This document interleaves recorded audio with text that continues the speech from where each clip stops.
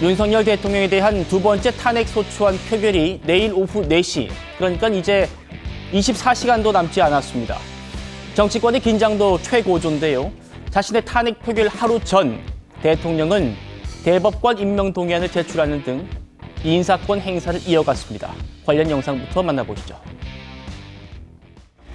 거대 야당이 거짓 선동으로 탄핵을 서두르는 이유가 무엇이겠습니까? 저는 끝까지 싸울 것입니다.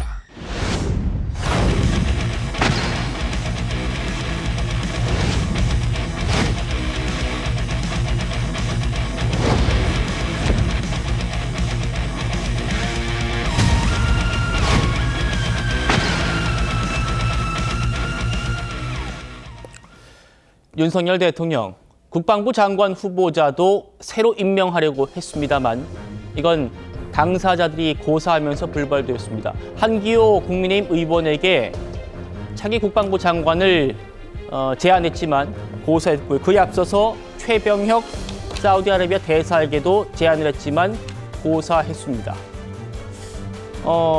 지금 탄핵안 표결 하루 전에 대통령의 이런 인사권 행사에 대해서 국회에서도 참 말들이 많이 나오는 것 같아요. 먼저 윤준희 의원님. 대통령이 엿새 전에요. 국정을 당과 정부에 맡기고 이선 후퇴하겠다 이렇게 얘기를 했는데 오늘 인사권 행사 이거 그때 말씀을 번복한 걸로 봐야 됩니까? 어떻게 보세요?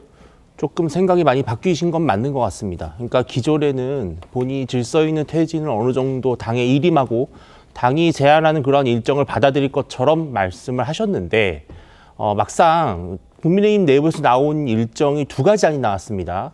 2월 조기하야 4월 대선, 그렇죠. 3일 조기하야 5월 대선. 예. 근데 이것이 윤 대통령 입장에서는 본인에게 불리하다고 판단한 것 같습니다.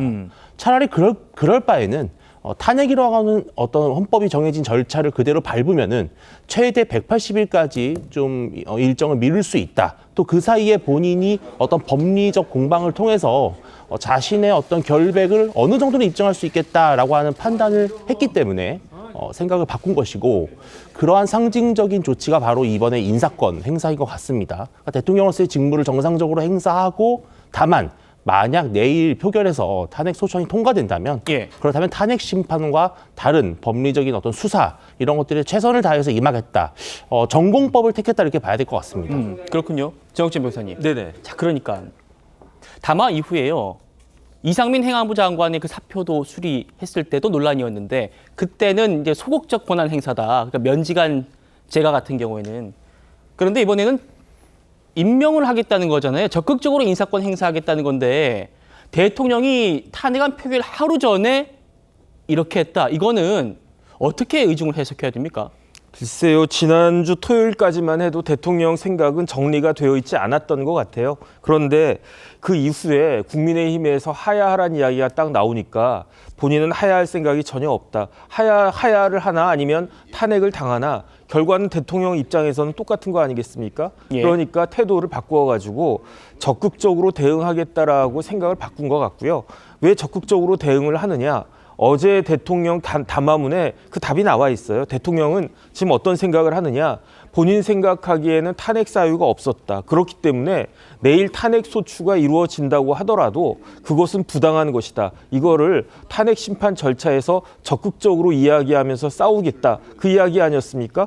그러니까 아직까지는 나는 정식으로 대통령이고 그다음에 더 정식으로 대통령 권한을 행사할 수 있고 그리고 더 나아가서 대통령으로서 그 권한을 행사하여야 한다. 그게 그 대통령에게 주어진 책무다. 이렇게 생각을 하는 것이 아닌가 그런 생각이 들고요. 뭐 굳이 이야기하자면 마용주 대법관은 그 대법원장이 임명 제청한 거니까 그러니까 본인이 직접 찍어가지고 마용주 그 부장판사를 대법관으로 임명하겠다 이게 아니고 그 대법원장이 추천한 사람을 내가 그냥 형식적으로 거기에 따르겠다 이런 정도 의미인 것인데 여기에서까지도 뭐 이렇게 이야기를 할 것인가 뭐 이런 뉘앙스도 담겨져 있지 않을까 하는 생각이 듭니다. 알겠습니다. 대통령 탄핵 표결 하루 전 오늘 어떤 일들이 있었는지 쭉 짚어드릴 겁니다. 내일 탄핵안이 통과하려면요. 누구보다 국민의힘 의원들의 찬성이 필수적이지요. 일단 한동훈 대표는 찬성표를 던지자라고 의원들을 독려한 상태입니다. 들어보시죠. 지금의 상황을 반성하는 것이 아니라 지금의 상황을 합리화하고 사실상 내란을 자백하는 취지의 내용이었습니다. 저는 당론으로서 의원님 앉아주시기 탄핵을 찬성하자는 제안을 드립니다.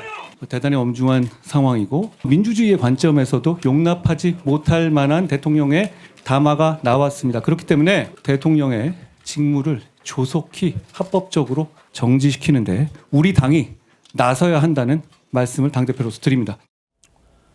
자, 오늘도 윤석열 대통령이 국방장관을 재지명하려 한다라는 인사권을 행사하려 한다라는 소식이 알려진 뒤에는 한동훈 대표가 이렇게 말했다고 합니다. 윤석열 대통령은 불법 계엄 혐의로 수사를 받고 있는 상황이다. 지금 시점에서 군 통수권 행사는 매우 부적절하다. 차정 교수님. 네.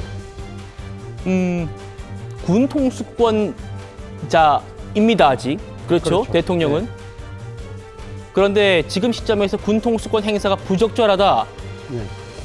이 군 통수권 행사를 막기 위해서는 탄핵밖에 없다. 지금 이 얘기 같아요. 그렇죠. 원래 애당초 한동훈 대표가 이야기했던 것이 질서 있는 퇴진이었잖아요. 질서 있는 퇴진이라는 것이 대통령이 어느 정도 시간을 두고 이게 자진하야를 하고 거기에 따라서 그 기간 동안 확보한 기간 동안 여야의 정치적 협상을 통해서 어떤 식으로 새로운 하나의 헌정체제를 만들어 나가는 그러한 정치 과정을 생각했던 것 같아요. 그리고 또 대통령이 지난 토요일 날 본인이 담화문을 통해서 당과 정부에게 모든 걸 일임하겠다. 그렇기 때문에 본인 입장에서는 아마 당의 대표이기 때문에 본인이 적극적으로 어떤 식으로 나가서 이 질서 있는 퇴진에 대한 상당한 아마 주도권을 쥐고 갈 수 있을 거라고 생각을 했던 것 같고 실제 지난 일요일 날 한덕수 총리하고 만나서 정권의 공동 운영에 대한 이야기까지 했잖아요. 그런데 문제는 그러한 이야기 자체가 사실 헌법상의 이 규정도 없는 상황이기 때문에 상당한 비판을 자초했지만 무엇보다도 아마 이 윤석열 대통령 입장에서는 내가 당에 일임을 했다는 것 자체가 한동훈 대표에게 일임을 했다기보다는 사실 당의 주류인 친윤의 이 정치적인 주도권을 생각하고 넘겨준 것인데 이건 한동훈 대표가 하고 있는 상황이라고 한다면 나는 이거 용납할 수 없지. 예. 그런 시각이 어제 사실 나온 담화문에 담겨 있는 거죠. 그렇기 때문에 한동훈 대표 입장에서는 이런 상황이라고 한다면 내가 그럼 지금 예를 들면 질서 있는 퇴진 자체가 힘들다. 그리고 어제 담화문에서 아마 한동훈 대표는 상당한 위기의식을 느꼈을 거예요. 대통령의 인식이라는 것 자체가 나름대로 피상적으로는 생각을 하고 있었지만 어제 담화문에서 담겨 있는 그 대통령의 적나라한 인식 자체가 정말 위험할 수 있겠구나. 앞서 말씀하신 것처럼 대통령이 여전히 군 통수권을 행사하는 상황이라고 한다면 제2의 계엄 사태도 일어날 수 있다. 이런 상황이라고 한다면 더 큰 혼란이 빚어질 수밖에 없다. 그렇기 때문에 그렇다고 한다면 단 하나 질서가 지금 규정되어 있는 것이 헌법상 하야가 아니라고 한다면 탄핵밖에 없다. 그렇다고 한다면 탄핵으로 가야 된다는 생각을 한 것 같고요. 그리고 이러한 부분에 있어서 보수 이 정당으로서의 나름대로의 그 가치를 지금 이 본인이 중심이 돼서 버텨내야 되겠다는 생각도 한 것 같아요. 그렇기 때문에 이러한 상황에서 이 보수 정당의 대표로서의 책임 있는 모습을 보여주는 것이 향후 탄핵이 위해 전개되는 정치적 상황에서도 자신의 정치 입지에도 유리하다고 판단한 것 같아요. 알겠습니다.